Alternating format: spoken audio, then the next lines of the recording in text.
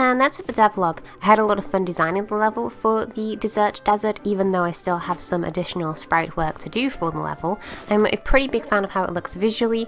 I like how bright and colourful it is, and I like the design of most of the sprites that I have placed in the level so far.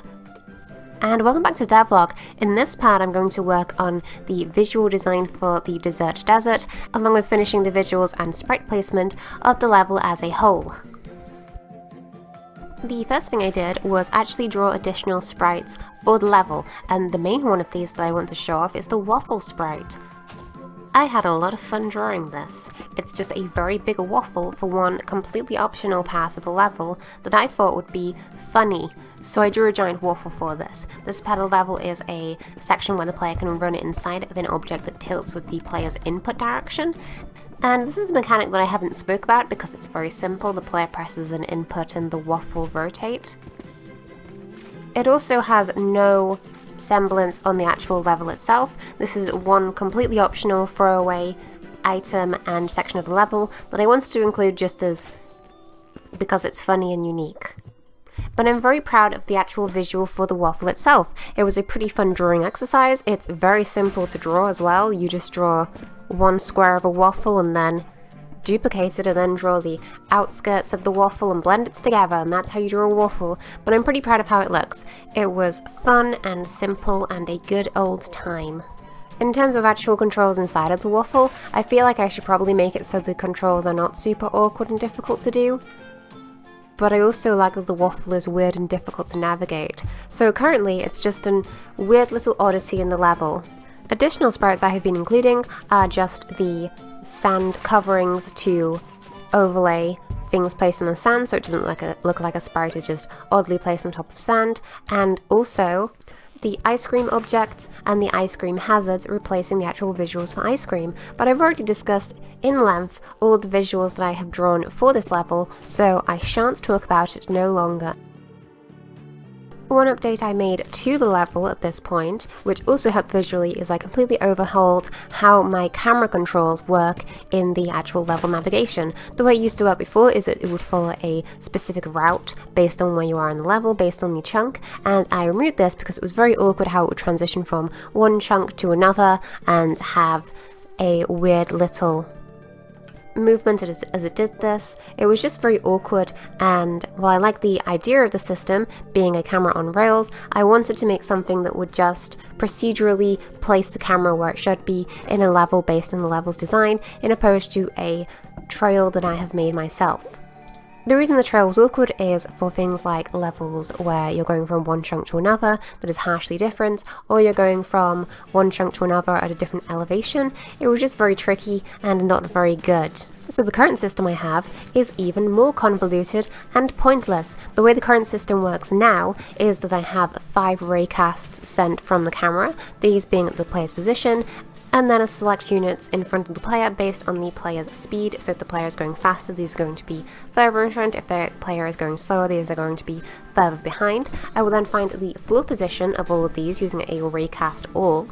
This being it's going to find the floor position, and then it's going to keep going until it finds the lowest floor position. It's going to check all the raycasts that hit that are actual floors. So if this is a thing the player can stand on, if it's actually collision for the geometry of a level, if it's funny and looks nice and the player might want to look at it.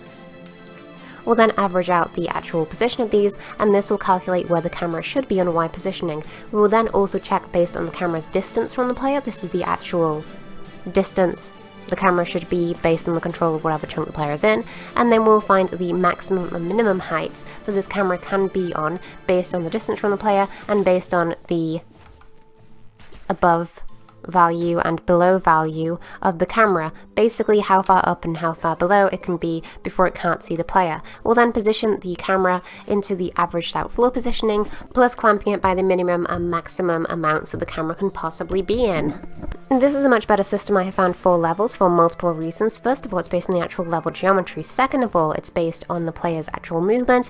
Third of all, it means I don't have to draw a big old trail around every single level of where the camera should be and then have it not work. And fourth of all, it also checks below the player. So if the player is standing on a platform and there is platforms below the player, we'll still try and pivot the camera to actually look at these platforms below the player for if the player wants to actually platform to these. But luckily, most of the levels are so zoomed out in the camera that I really don't have the issue of the player not having good enough visibility of the level. There's a very few instances where the player doesn't have enough visual information to plan reaction time in platforming, because first of all, the camera adapts to physics and positioning in levels, and second of all, you may not have noticed this, but the camera is very zoomed out to the point where you can't even see your player, and the benefit of this is that you can see a whole lot of the level, so it's really not a big issue. Next, I'll talk about level enemies. The design of the Desert Desert is going to be a level that precedes the Trash Trail.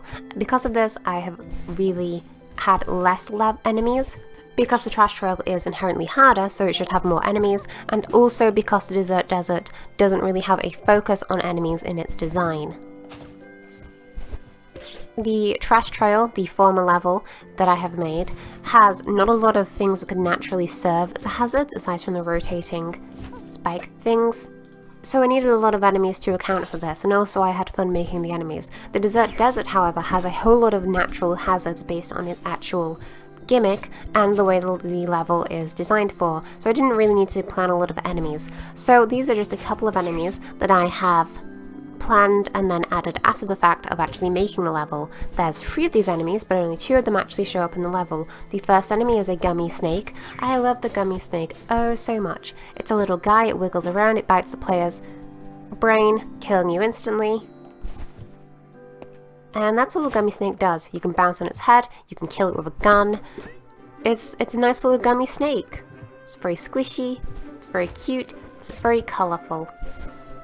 The next enemy is a weird amalgamation of candy that is a gummy, candied bat thing.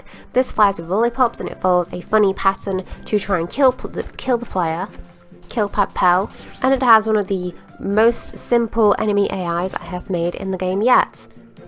All this enemy AI does is when the player gets close to it, it will follow a strict pattern, either being a looping pattern or a ping pong pattern. This being looping goes in a circuit, a ping pong will go to the end of the pattern and then reverse its direction to go back to the beginning of the pattern. It will then wait for the player to exit its range. This is just a box collider around the object.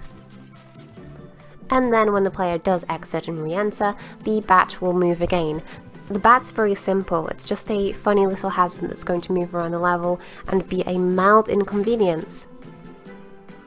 I basically just wanted a couple of enemies to make some of the areas feel more dynamic and fun, and just to put some extra things in certain points, like if the player is obviously going to land in a very specific spot from a platform, I can put an enemy there so the player can naturally land on its head, make it go squish, and it's more satisfying for the player.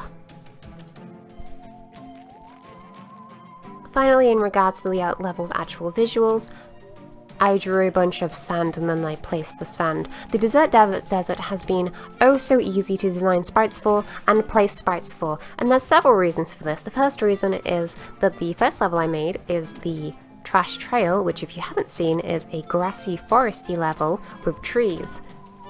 It occurs to me now that that may have been one of the visually most difficult levels to pick as my first level to design for, because trees and grass and rocks and things of this nature have to have a very natural look to them, so I can't use trees very easily as platforms, I found out, unless I had the tree awkwardly bending and curving, but things like branches have to look very natural, so they're very difficult to account for when placing as platforms, and it made placing sprites for the level pretty difficult. Luckily I had accounted for this by drawing a bunch of vines and making the level look wacky, but it made designing the actual visuals of the Trash Trail very difficult. The Desert Desert, on the other hand, is very silly and dumb inherently, so I can place sprites wherever I want to. The first thing that helped with this is the fact that the Desert Desert has a bunch of sand and is generally not very vertical, so a lot of the visuals for the base of the level are just big piles of sand that I overlay and place sand in front of the player, so I have a kind of parallax scrolling system with the visuals of the level in the foreground. very easy sprite shapes and sand. I've already talked about these. Next, because the level is really goofy and dessert themed, all I have to do is place a bunch of sand and ice creams on top of these to work as hazards. Again, very simple. I just place a bunch of sprites on a thing and it works very easily. I can have different sprites overlaying in front of these to obscure the actual fact that I've just placed a sprite on top of another sprite, but again, very simple. Then for floating things, I can just have certain visuals of the level floating in midair, because it's candy and it can be wacky and more whimsical in the way that it is placed and designed in level. I feel like the fact that it is candy and looks kind of silly inherently means that the player doesn't have to think too difficultly about the actual visual design of the level. They can just be placed in any which way I feel like it, and as long as it looks interesting, I didn't have a whole lot of issue with placing sprites. Just a big pile of sand and a bunch of sprites overlaid on top of it. One thing I did do that helped is by making a tileable section of some of the ice creams and then placing this behind large piles of ice creams to get the illusion of handmade and hand-placed sprites for the ice cream sections when the backgrounds of them are just a bunch of single tiled visuals. Some sections of the ice cream I do not have this, I instead have individual sprites placed, but I tried to mask this with the larger section of the filled background to have sprites in front of this and obscuring the actual parts where I just got lazy and put an image there. And that's it for devlog. I had a lot of fun making this devlog and making this sprites in the level. I think making levels is partly one of my most favourite parts of the game design process for Pep-Pel, mostly because it's very fun and creative and I can just do whatever I want. The planning out of levels and then making the levels have a visual style to them is just very relaxing and fun. There's no real difficulty to it, it's just sort of placing sprites in a way that looks nice, and similarly to drawing sprites, but less demanding of my vast intellect, I can just place sprites wherever I want, and as long as it looks fun to me, I don't have to really have much difficulty in doing it. What I'm getting at is that the level designing of placing sprites was so simple that I did it when I was in between Destiny loading screens. Just move a couple sprites around as I load in new game mode. Hopefully in the next devlog I'll have the level 100% completed and I can talk about a different thing. That's right, next devlog we're going to talk about everybody's favourite topic, option menus.